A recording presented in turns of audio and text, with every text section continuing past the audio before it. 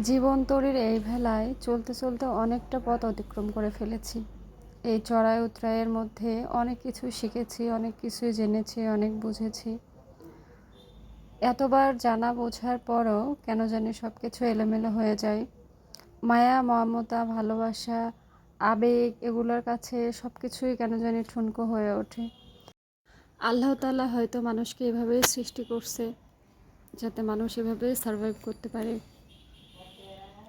তবে জীবনের এই জার্নিতে এটুকুই বুঝলাম, সকল পরিস্থিতিতে নিজেকে ভালোবাসতে হবে, নিজেকে ভালো রাখতে হবে। কারণ আপনার সম্পর্কে খারাপভাবে চিন্তা করার জন্য, সমালোচনা করার জন্য অনেকেই আছে। আপনার বাবা মা ছাড়া, নিজের সন্তানরা ছাড়া হয়তোবা সবাই আছে, যারা অন্যের ভালোও দেখতে পারে না, আবার অন্যের খারাপও দেখতে পারে না। আসলে আমি বুঝি না এরা আসলে কোনটা পছন্দ করে। কোনো ভালো কিছুতেও তারা খুশি হতে পারে না, হিংসাত্মক চোখে দেখে এবং খারাপ কিছু হলেও সেখানে সুযোগ নেয়, সুযোগ নিয়ে সেটার সদ্ব্যবহার করে। জীবনের এই টানাপোড়েনে নিজেকে ভালো রাখতে হবে, সব কিছুর বিনিময়ে হলেও। কারণ আপনি যদি নিজে ভালো না থাকেন, তাহলে আপনি আপনার পরিবারের লোকদেরকে ভালো রাখতে পারবেন না, আশেপাশের মানুষকে ভালো রাখতে পারবেন না। সর্বোপরি আপনি সবখানে সবভাবেই খারাপ একটা সময় কাটাবেন। জীবনের এই ছোট্ট সময়টাতে যদি আমরা খারাপ সময়ই কাটাই, তাহলে আমরা ভালো সময় কখন কাটাবো? আমি মনে করি প্রত্যেকটা মানুষ তার নিজেকে ভালো রাখার জন্য কি করা উচিত এটা সবাই জানে এবং বোঝে। যারা জানে না এবং বোঝে না সেটা উপলব্ধি করার চেষ্টা করুন।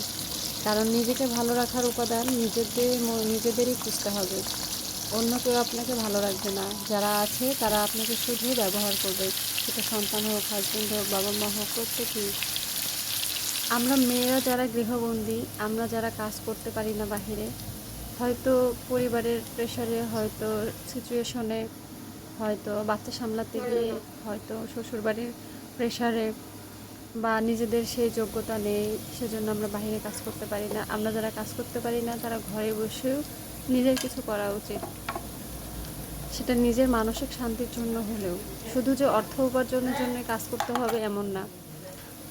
নিজের মানসিক শান্তি বজায় রাখার জন্য, নিজেকে সুস্থ রাখার জন্য হলেও অনেকভাবেই অনেক কাজ করা যায়। সকল কাজ করতে হবে যাতে করে আমরা নিজেদেরকে সর্বোপরি ভালো রাখতে পারি। আমি আমার নিজেকে ভালো রাখার জন্য প্রতিনিয়ত নতুন নতুন রান্না করি। তো এই তো আমার মাছগুলো ভেজে নেওয়া হয়ে গেছে। এবার আমি মাছের জন্য গ্রেভিটা রেডি করছি।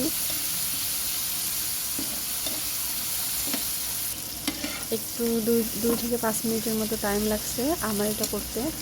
অনেকেই বলেন ইউটিউবে আমি 2 মিনিটে দেখি। আসলে আপনাদেরও এটা ভাবা উচিত, 2 মিনিটে তো আর একটা রান্না হয় না।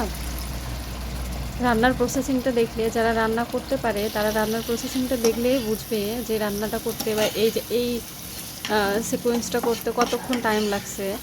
সো এটাকে দেখে কমেন্ট করা উচিত। আসলে যে ইউটিউবে কন্টেন্ট তৈরি করে, আমাদের একটা ক্রাইটেরিয়া থাকে, একটা ভিডিওর লেন্থের একটা ডিউরেশনের হচ্ছে ইয়া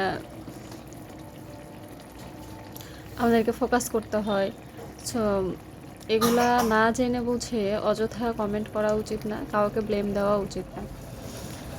তো দেখতে দেখতে আমার মাছগুলো আমি গ্রেভিতে দিয়ে দিয়েছি। এবারে তো ঝোলটা ফুটে উঠতেছে। আর 2 মিনিট পরেই রান্নাটা হয়ে যাবে। পাবদা মাছ যেহেতু খুবই সফট এবং রান্না করতে খুব কম সময় লাগে, যে কোনো মাছই রান্না করতে খুব কম সময় লাগে। Thank you for watching.